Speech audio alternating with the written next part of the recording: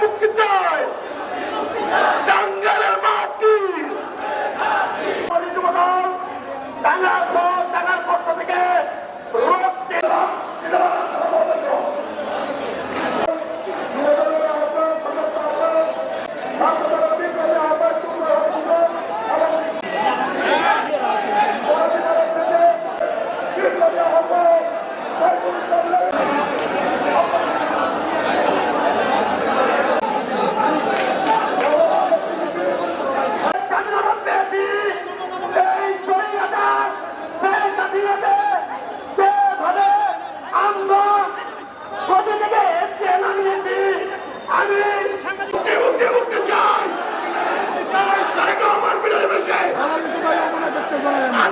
বাংলাদেশে অবিলম্বে সালাম পিটুন।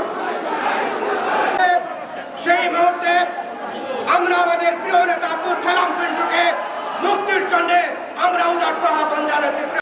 শেখ হাসিনা মিথ্যা মামলার মাধ্যমে বিনা বিচারে কারাগারে বন্দী করে রেখেছে।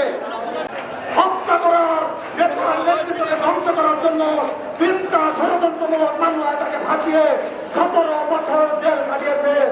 আমরা ঘর দেখেছি, আমরা খুন দেখেছি, খুন দেখেছি, হত্যা দেখেছি, নির্যাতন দেখেছি।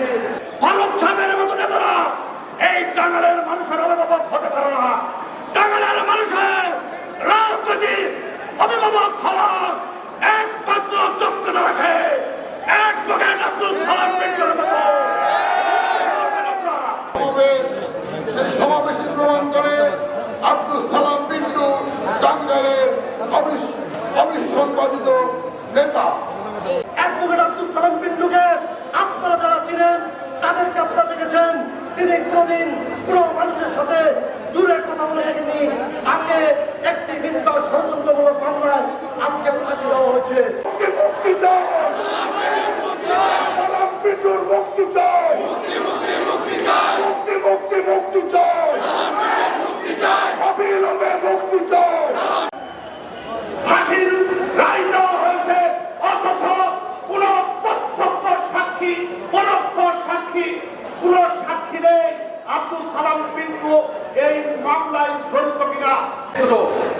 দীর্ঘদিন পরে আমরা এই পৌর উদ্যানে আমরা সমাবেশ করতে পারছি। ফ্যাসিস্ট সরকার, যে সরকার ক্ষমতা ছিল, সেই সরকার ক্ষমতা মারার পর কিছু লাগবে না, সবাই অবগত আছেন। ছাত্র জনতা বাংলাদেশের বারবার সঠিক সময়ে সঠিকভাবে মাঠে নেমেছে। সারা বাংলাদেশে যে সমস্ত নেতৃবৃন্দ কারাগারে বন্দী ছিলেন এবং মিথ্যা মামলায় তারা দীর্ঘদিন ঘর ছাড়া ছিলেন অথবা চলেছে, কিন্তু আল্লাহ সহায়তা দিলে আজ পর্যন্ত আমাদের ঘরের ভাইদেরকে কোনো ক্ষতি করতে পারে নাই। আব্দুল সালাম পিন্টু আশা করি আপনাদের দোয়া, আপনাদের আশীর্বাদে অতি তাড়াতাড়ি আপনাদের মাঝে ফেরত আসবেন। যিনি তিল তিল করে ছাত্র জীবন থেকে বাংলাদেশ জাতীয়তাবাদী দল টাঙ্গাইল জেলা শাখা প্রত্যক্ষ ভোটের প্রথম প্রতিষ্ঠাতা সাধারণ সম্পাদক ছিলেন। গোপালপুর ঘোড়াপুর থেকে বারবার নির্বাচিত মাননীয় সংসদ সদস্য, সাবেক শিক্ষা উপমন্ত্রী, তথ্য উপমন্ত্রী অ্যাডভোকেট আব্দুল সালাম পিন্টু নিঃশর্ত মুক্তির দাবিতে আব্দুল সালাম পিন্টু মুক্তি পরিষদের উদ্যোগে আজকের এই বিশাল জনসমুদ্রের সমাবেশের মাঠ পর্যায়ে থেকে শুরু করে তিলে তিলে আজকে তিনি এদেশের জাতীয় নেতা হিসাবে সৃষ্টি হয়েছে। এই আব্দুল সালাম পিন্টু কিন্তু একদিনে সৃষ্টি হয়নি। তিনি আস্তে আস্তে শ্রম দিয়ে নিজের স্বীয় প্রচেষ্টায় এবং নিজের ধৈর্যের কারণে আজকে তিনি জাতীয় নেতা হিসাবে স্বীকৃতি পেয়েছে।